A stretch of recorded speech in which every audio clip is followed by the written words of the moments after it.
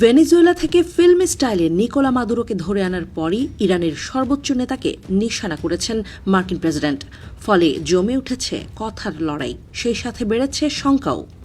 তবে Ayatollah Ali খামেনিও কম যান না, তিনিও ডোনাল্ড ট্রাম্পকে বিদ্ধ করেছেন কথার ক্রুশে। খামেনির সোজা কথা, হুমকি দিয়ে ইরানকে নতজানু করা যাবে না।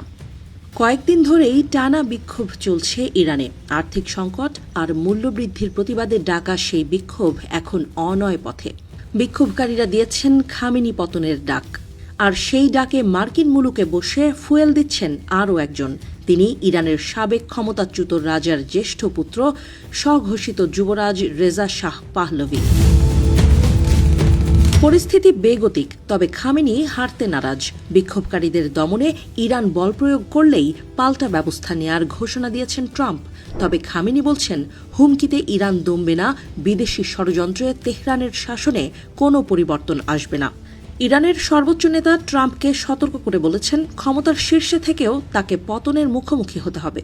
রাষ্ট্রীয় টেলিভিশনে সম্প্রচারিত এক ভাষণে তিনি ইরানে চলমান বিক্ষোভ ও বিদেশি উস্কানির অভিযোগ তোলেন।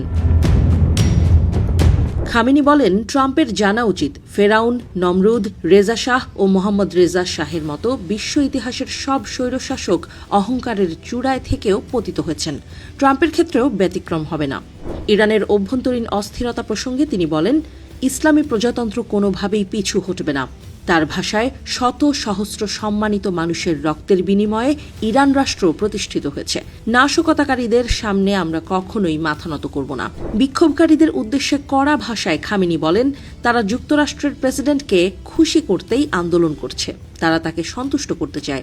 অথচ তিনি যদি সত্যিই একটি দেশ চালাতে জানতেন, তাহলে আগে নিজের দেশই সামলাতেন। একই সঙ্গে যুক্তরাষ্ট্রের ভেতরের নানা সমস্যার কথাও তুলে ধরেন তিনি। জুন মাসের সামরিক সংঘাতের প্রসঙ্গে খামেনি বলেন, 12 দিনের যুদ্ধে আমাদের 1000-এরও বেশি স্বদেশী শহীদ হয়েছেন। যুক্তরাষ্ট্রের প্রেসিডেন্ট নিজেই হামলার নির্দেশ দেওয়ার কথা স্বীকার করেছেন, যা প্রমাণ করে যে তার হাত ইরানিদের রক্তে রঞ্জিত। ভাষণের শেষাংশে খামেনি সমর্থকদের ঐক্যবদ্ধ থাকার আহ্বান জানান।